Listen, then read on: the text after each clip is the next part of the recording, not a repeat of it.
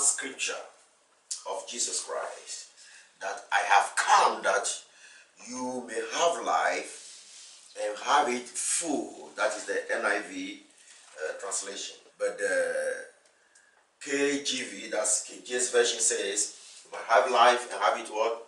More abundantly.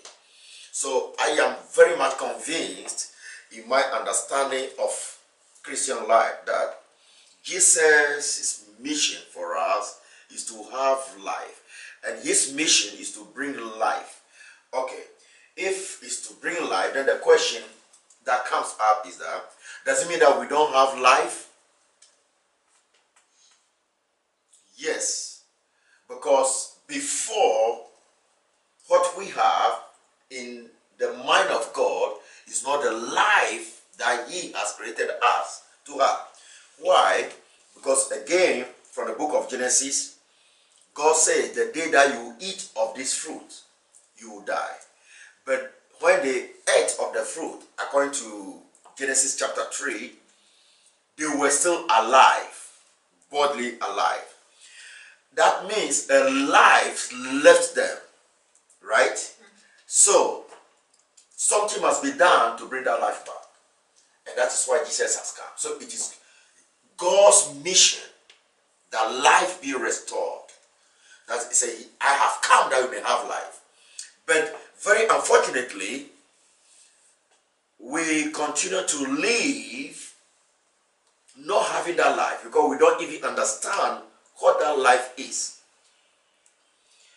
So the question is, what is life?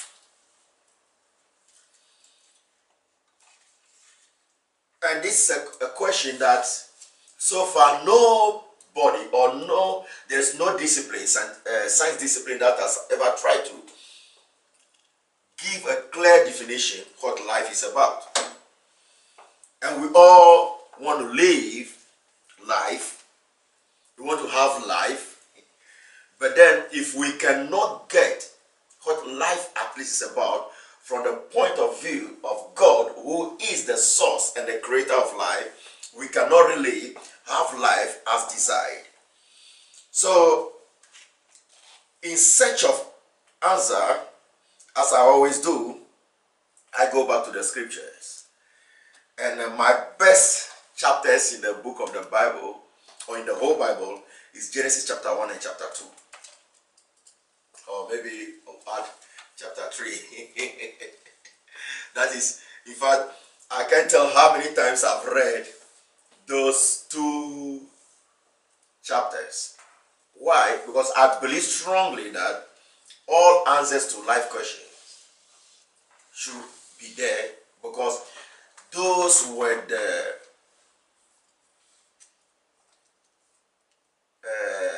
things we saw before the fall of man, before life left man, right?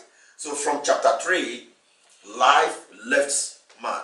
So to really understand that life, we have to, oh, you're welcome. Yeah, we have to go back to the beginning to understand life. And studying the first chapter, and I want to read from the NIV, from verse, that's Genesis chapter 1, verses 1 through 5. In the beginning, God created the heavens and the earth. Now the earth was formless and empty, Darkness was over the surface of the deep, and the Spirit of God was hovering over the waters. And God said, "Let there be light," and there was light. God saw that the light was good, and he separated the light from the darkness. God called the light day. Take note of that. And the darkness he called night. And there was evening, and there was morning, the first day. That's verse 5. So we saw that. In fact, when I discovered this, because I've never been told, or I've never heard any preacher told me this before, but just in search to understand, to define life, I discovered this. Because there was no life God decided to create life. Then, but the first thing he said, there should be light, and light came. Then, the next thing God did was to create time.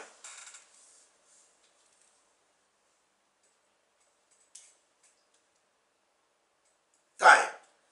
Time was the first thing that God really created.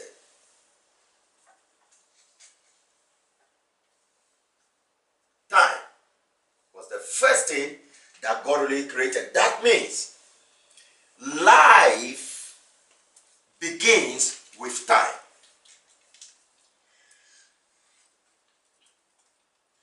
And this is, thinking about that, I will go to the board as I usually do, write a small formula, mathematical formula, that I've come up with to give a clear understanding to life.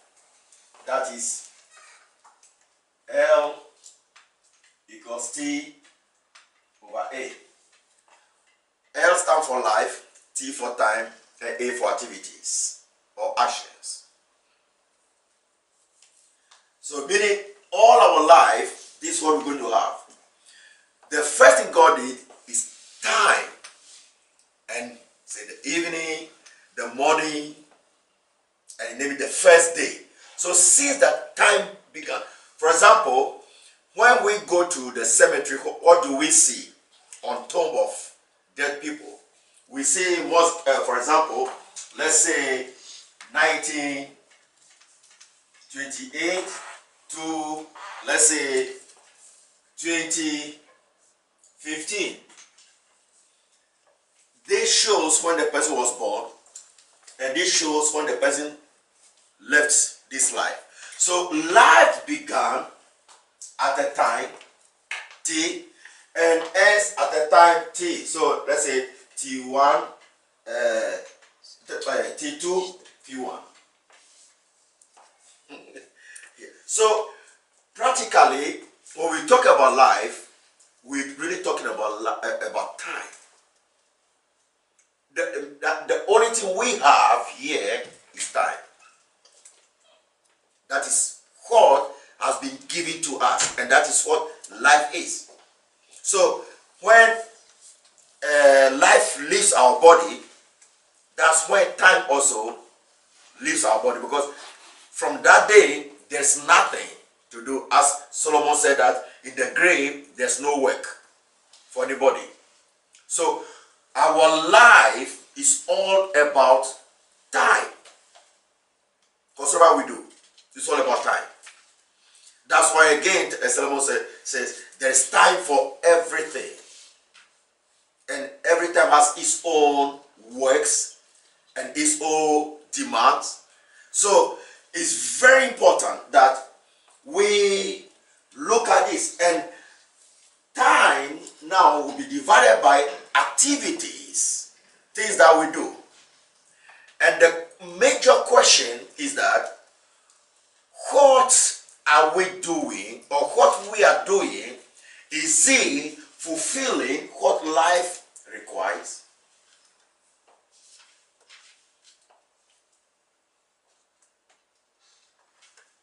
That's a very serious question that we have to ask ourselves. Within our curriculum of teachings in this movement, I will be introducing you to things that will help you to determine how to, what will not create the activities that we need to be involved in, so that we have the life that was planned for us. Because we didn't give birth to ourselves, right? It was by God's ordained plan that we were giving birth to. I always tell people it doesn't matter how you are born, but if you are born, meaning that God has created, because God wanted you to be born at that time and be around at that time. Why? Because he has an assignment, he has something. He has a life for you to live. So it doesn't matter where, in which home, whether poor or rich.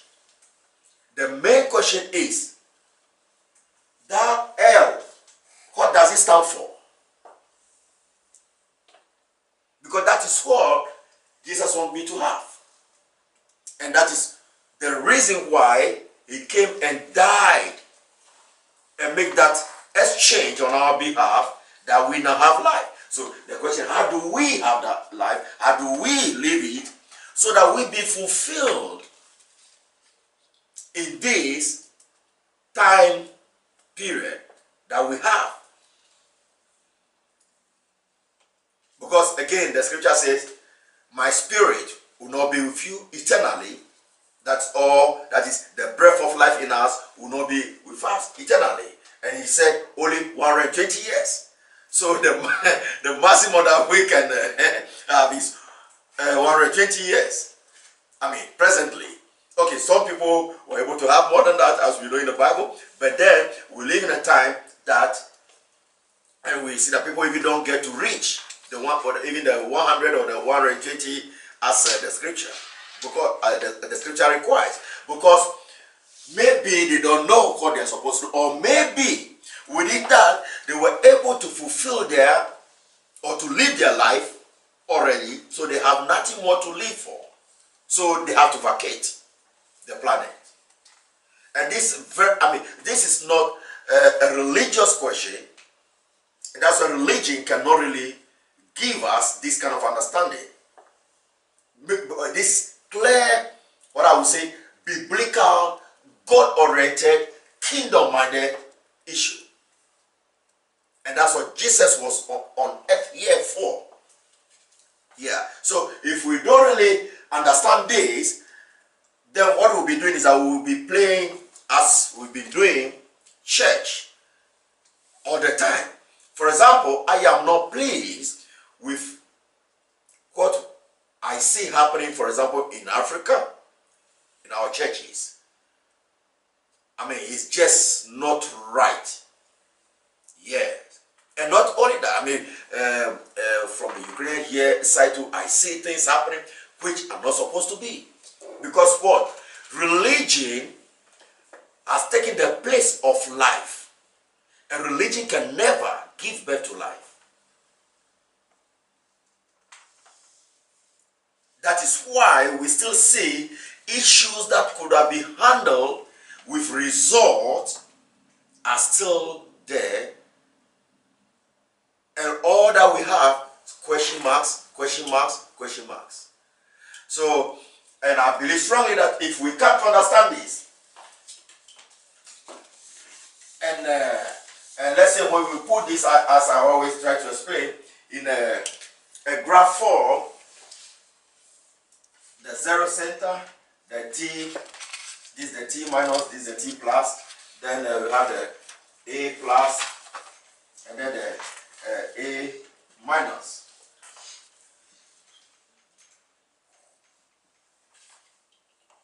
The t takes us up, that's the time, and it's not stopping, you know, that nobody has control over time. We all know that, right? Yeah. We can't control time. You cannot tell time, listen, wait for me. Yeah. So, and we usually say life continues. It's the same way time continues.